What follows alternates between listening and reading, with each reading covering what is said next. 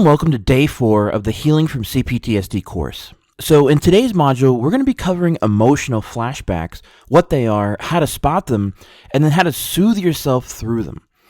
This module will be covering the emotional flashback management as well as the self-compassion and inner child work aspects of the 8 pillars of emotional health and well-being.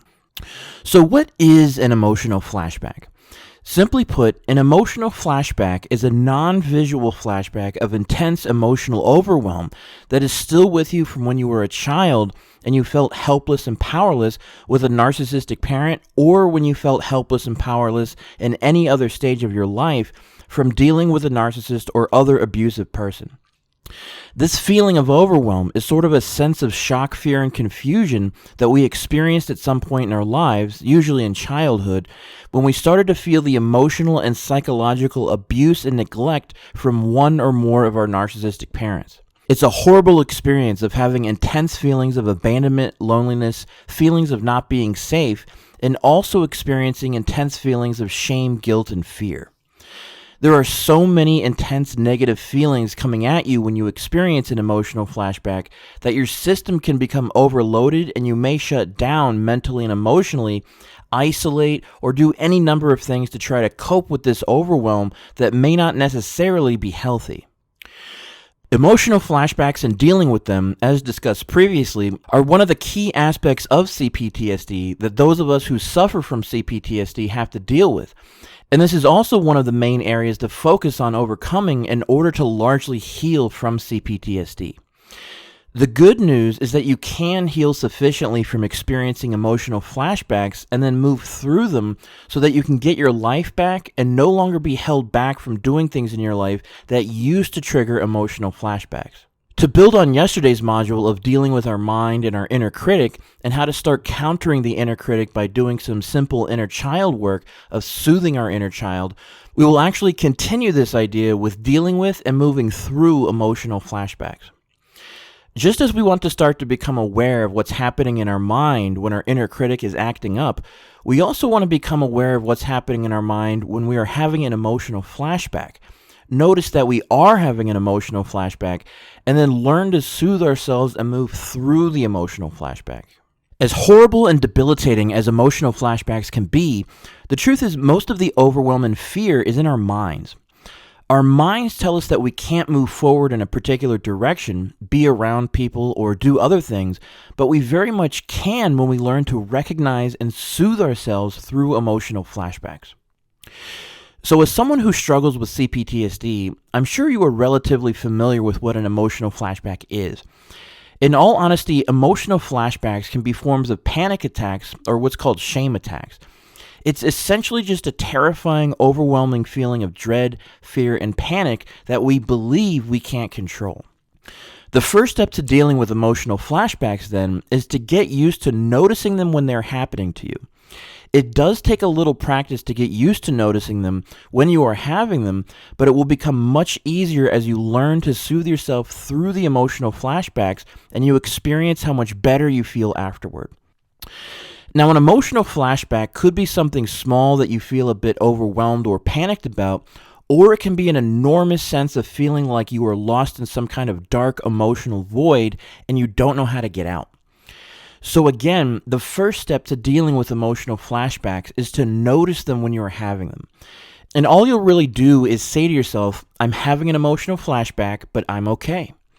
You'll actually want to continue the practice of self-soothing yourself as if you were a terrified, abandoned child who felt completely alone and powerless. Notice the emotional flashback, say to yourself that you are having an emotional flashback, but that you are okay and will be okay, and then immediately begin to soothe yourself by taking deep, soothing breaths and continue to soothe your inner child by making yourself feel safe and loved. If you're in a position where you can be alone and get some space away from everyone else for a bit until you feel better, don't be afraid to do that if you need to. But if you are experiencing an emotional flashback at work or in the midst of doing something with other people and can't get away, you can do this process of noticing your flashback and self-soothing inwardly without anyone else around you even knowing. Now, if you're feeling overwhelmed by any of this and worry that you won't be able to do it or notice when you are having a flashback, A simple cheat sheet for you is whenever you are feeling bad, anxious, fearful, or having an actual emotional flashback, just notice it and start soothing yourself as you would a scared, abandoned child.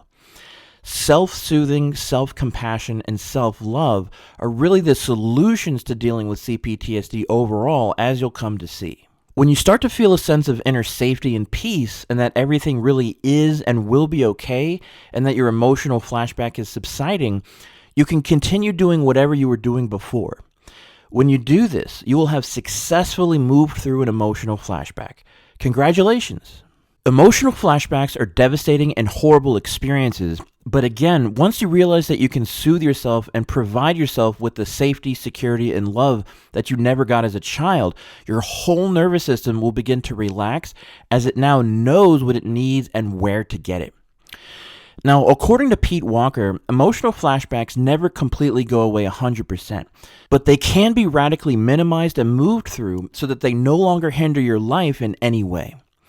The process described here of recognizing your emotional flashback when you're having one, telling yourself that you are having a flashback but that you are okay, and then starting to soothe your inner child with deep rhythmic breathing and compassionate, loving inner dialogue is largely the way you will confront and move through emotional flashbacks. As mentioned in previous modules, when we get to the module where I present a powerful process for healing and empowering yourself on a regular basis, I will also be sharing with you an extremely simple yet powerful method for being able to ease your inner stress and anxiety and find a sense of peace and security virtually on the spot.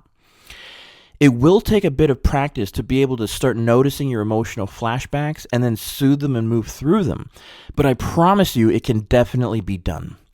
I have done it myself on many occasions and have felt so good afterwards, in that I knew I was no longer going to be a prisoner of these flashbacks anymore in my life, and that I held the keys to unlocking this inner prison I was in forever. And with that, we will conclude today's module with another simple exercise.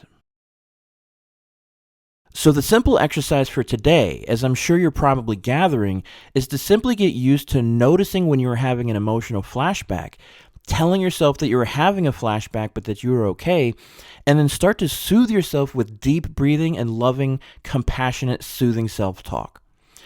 The cool thing is you can actually practice this thought process before you have an emotional flashback, maybe at the beginning of the day or before you go to bed, so that when you do find yourself having an emotional flashback, you'll be prepared and will be able to move through your flashback more easily.